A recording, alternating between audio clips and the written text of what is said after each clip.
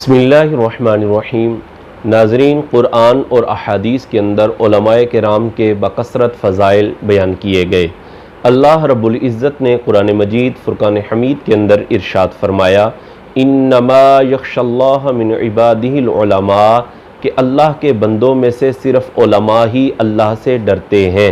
इसी तरह एक और आय करीमा में अल्लाह रब्बुल इज़्ज़त ने इरशाद फरमाया, हल यस्तविल लज़ीना यअलमून वल्लज़ीना ला यअलमून, क्या जानने वाले और ना जानने वाले बराबर हैं?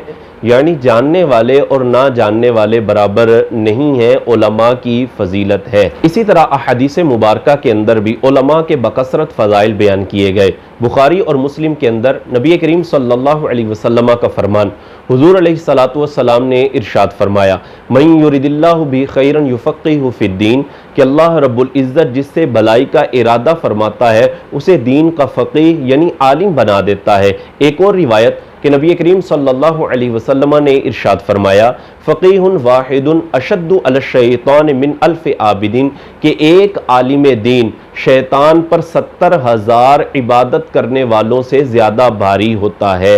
इसी तरह एक और हदीस पाक नबी करीम सल्लल्लाहु अलैहि वसल्लम की बारगाह के अंदर दो आदमियों का जिक्र किया गया, एक इबादत गुजार और दूसरा आलिम दीन। तो नबी करीम सल्लल्लाहु अलैहि वसल्लम ने इरशाद फरमाया, फ़द्लुल आलिमी अलल आबिदी का फ़द्ली अला अदनाकुम, कि हुज़ूर अलैहिस्सलातु वस्सलाम इरशाद फरमाते हैं कि आलिम की फजीलत इबादत करने वाले पर ऐसी है जैसे मेरी फजीलत तुम्हारे अदना पर।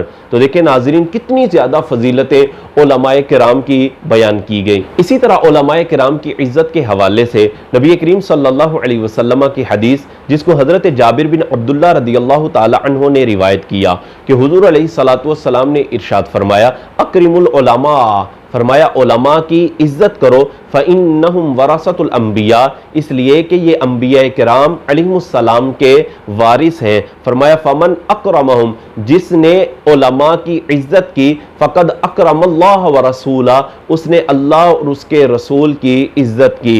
इसी तरह उलमाए किराम की मजलिस इख्तियार करने के हवाले से भी अहादीस मौजूद है। हज़रत अब्दुल्लाह बिन अब्बास रदियल्लाहु ताला अन्हुमा इस हदीस के रावी हैं कि नबी करीम सल्लल्लाहु अलैहि वसल्लम ने इरशाद फरमाया, मुजालसतुल उलमाई इबादतुन, फरमाया कि उलमा की मजलिस को इख्तियार करना, उनके पास जाकर बैठना, उनकी सोहबत इख्तियार करना, हुज़ूर अलैहिस्सलातु वस्सलाम ने इरशाद फरमाया कि ये एक इबादत है। लिहाजा हमें इस हदीस पाक से पता ये चला कि उलमा की मजलिस को इख्तियार करना, उनके पास जाकर बैठना, ये एक इबादत है। हमें चाहिए कि हम उलमा के पास जाकर बैठें, उनकी सोहबत को इख्तियार करें। लेकिन हमारे लिए अलमिया ये है कि जब कोई आलिम दीन दुनिया से रुखसत हो जाते हैं, दुनिया से पर्दा कर जाते हैं, हम उनके फ़ज़ाइल को बयान करते हैं, उनके मनाकिब को बयान करते हैं, उनकी खिदमत दीनिया को बयान करते हैं, उनके कसीदे पढ़ते हैं और ये कहते हैं कि मेरा गमगुसार चला गया। चलो ये बात है अच्छी, लेकिन काश के ऐसा हो जाता कि जब वो आलिम दीन जिंदा थे, जब वो अपनी हयात ज़ाहिरी में थे, हम अपनी मजालिस के अंदर उनके फ़ज़ाइल और उनके मनाकिब और उनकी खिदमत दीनिया का जिक्र करते,